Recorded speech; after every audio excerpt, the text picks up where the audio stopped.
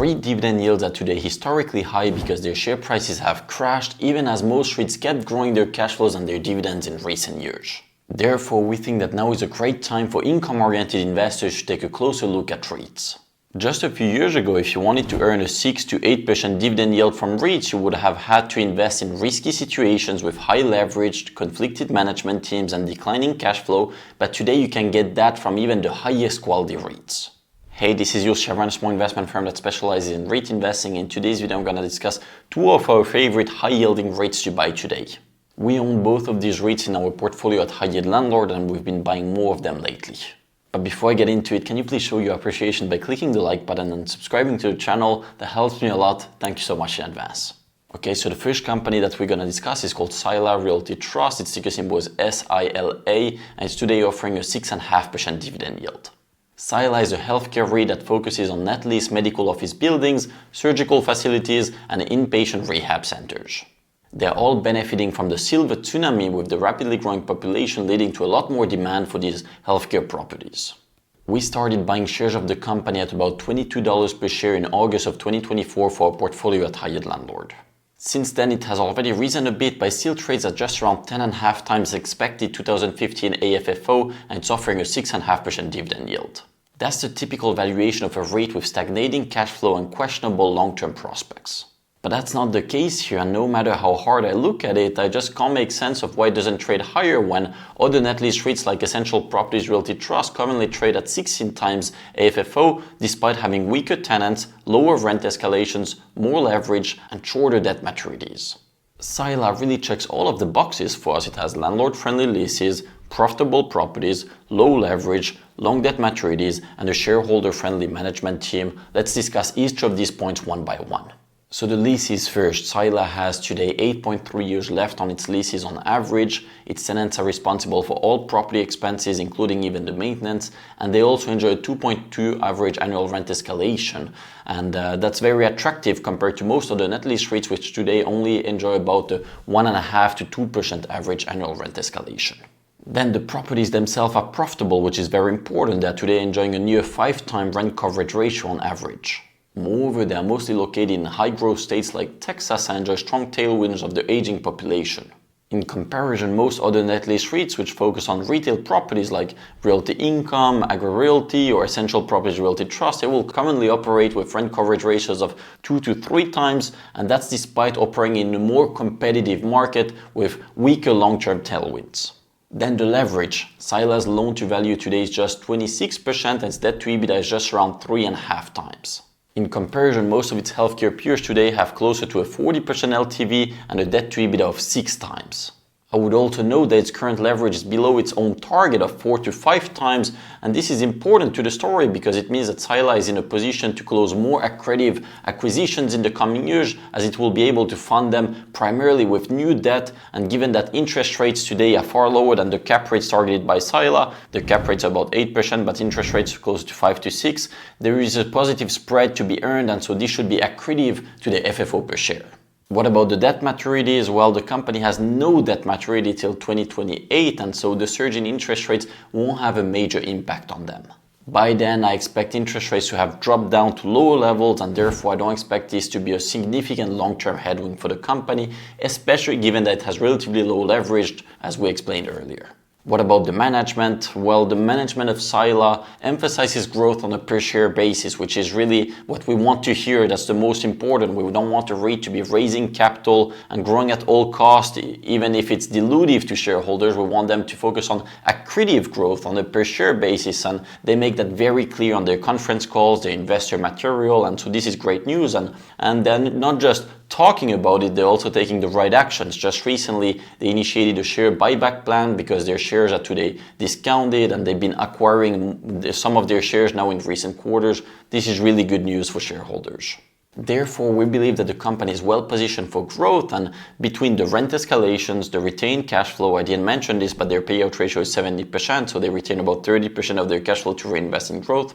And then the leverage expansion to acquire more properties, we think that the REIT should be able to grow by 5 to 8% annually going forward, which is very attractive for REIT trading at such a low valuation and high dividend yield. As we noted earlier, Essential Properties Trust is today trading at a significant premium relative to Sila, and that's despite having more leverage and is not growing any faster. I believe that the main reason for its low valuation is simply that this is a brand new REIT and hasn't gotten discovered by most REIT investors yet, and therefore it's a very attractive opportunity for more sophisticated investors like ourselves. Sila today represents 7% of our core portfolio at High Yield Landlord, and if you want to access our full portfolio, you can join us for a 2-week free trial. I'll put a link to it in the description of this video. The second REIT I'm going to discuss is called Canadian NAREIT. Its ticker symbol is NET.UN, and it's yielding closer to 7% at the moment. For most of last year, our largest investment was Essential Properties Realty Trust, and we often highlighted it on this YouTube channel by comparing it with realty income. Net lease REITs are the closest things to bonds in the equity market, and we knew that once interest rates returned to lower levels, REITs like Essential Properties Trust would surge in value. We expected Essential Properties Realty Trust to do even better than average because it was growing at the fastest pace, and yet it was trading at the lowest valuation in its peer group. And that's exactly what has happened. All net lease REITs have surged in value, and EPRT was the best performer by far. But now this REIT is getting close to its fair value and it's not our top pick anymore. I certainly wouldn't buy more shares of it at these valuations. Rather, if I wanted to buy more shares of a net lease REIT, I would go with Canadian NAREIT at the moment. It has mostly missed out on the recent rally of net lease REITs, and it is today, in my opinion, the best opportunity in the sector. As a result of its slower recovery, Canadian NAREIT is today priced at a historically large discount relative to its American peers. I'll put a table on the screen comparing its current FFO multiple to that of Essential Properties Realty Trust, and you'll see that it's about 2 times smaller at the moment. But from a fundamental perspective, this doesn't make any sense to me. The Canadian Central Bank has actually been more aggressive than the Fed in the US in cutting interest rates. It has already cut interest rates down to about 3%, they're about 100 basis points lower than in the US. Therefore, all else held equal, Canadian NAREIT should have surged even more in value than its American peers. This is especially true given that its valuation was one of the lowest in its peer group, and it also had a bit more leverage than most of its American peers. In an efficient market, this should have made the stock even more sensitive to the rate cut, and yet it mostly missed out on the recent rally. And so why is that? And we think that simply because Canadian NAREIT is a very small REIT with a small market capitalization. The company's market cap is today just $110 million, and as a result, most institutional investors cannot invest in it because it doesn't offer enough liquidity. Institutional investors are typically much faster to respond to shifts in the macro environment than retail investors, and this probably explains why Canadian NAREIT has trailed behind. And this is especially true since REIT investors in Canada tend to be more passive and only care about dividend income. But my prediction is that as interest rates keep getting cut and the REIT's growth accelerates, investors will eventually wake up to the opportunity and reprice the REIT at a materially higher valuation. It just doesn't make sense for Canadian NAREIT to trade at 8.5 times FFO, which is the equivalent of a 12% cash flow yield when interest rates are in the low 3s and could drop even lower into the 2s in Canada. And this is especially true when its American peers are already trading at 2 times higher valuation multiples, even despite dealing with higher interest rates. Simply repricing at 13 times FFO would result in about 50% upside from here and will still trade at a significant discount relative to its American peers. Today, with the benefit of hindsight, we can see that American peers like Essential Properties Realty Trust have already surged by over 50% in just 1 year. So to us, it seems reasonable to expect Canadian REIT to see similar gains once the market finally recognizes the opportunity. I just think that the low liquidity of the stock has delayed the recovery, resulting in an opportunity again for more sophisticated investors like us to buy the REIT at a discounted valuation.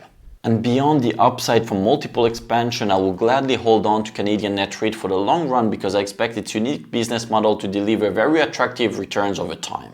I have previously described Canadian NAREIT as an early day version of realty income. In case you didn't know, realty income used to grow far faster and will deliver a lot higher total returns to its shareholders in its early days when it was smaller in size, used more leverage, and faced lower competition from other REITs. This allowed it to grow its FFO per share by 8 to 12% annually in its early days, and this would commonly lead to 15+% annual total returns when adding its dividend. We think that Canadian NAREIT is in this position today. It has been able to grow its FFO per share by a remarkable 16% per year on average because the only net lease REIT in Canada. It faces much lower competition for REIT, it's still very small in size, so new acquisitions truly move the needle for them, and they use a bit more leverage to maximize the size of its spreads. In a recent exclusive interview with the CEO of the company that we shared with our members at High Yield Landlord, by the way, you can read it for free with a 2-week free trial, there's a link in the description for it, we learned that American peers like Realty Income are not coming to Canada because the transaction sizes in Canada are just too small to move the needle for them. Therefore, we would expect the lower competition and higher spreads of its markets to remain a competitive advantage for years to come. It's today able to buy defensive net lease properties occupied by investment grade rated tenants at about 8% cap rates, and that's despite the lower interest rates of Canada. In comparison, in the US, typically such high cap rates would only be achievable with smaller non-rated tenants, and you would then also end up paying a higher interest rate on your mortgage. Canadian NAREIT now just needs to regain a lower cost of equity to return to its historic rate of rapid growth, and while we wait, we are earning a near 7% dividend yield, paid on a monthly basis by the way, and the company is creating additional value of about 5% per year by hiking its rates, paying off debt, and buying additional properties with its retained capital. As a reminder, Canadian NAREIT has one of the lowest payout ratios of any net lease REITs at about 56%, allowing it to create a lot of value organically simply by retaining cash flow, paying off debt, and buying more properties. That was all for today. Please click the like button if you think that this content was valuable. It helps us a lot to keep producing this free content for you. Thanks so much in advance and see you at our next one. Bye bye.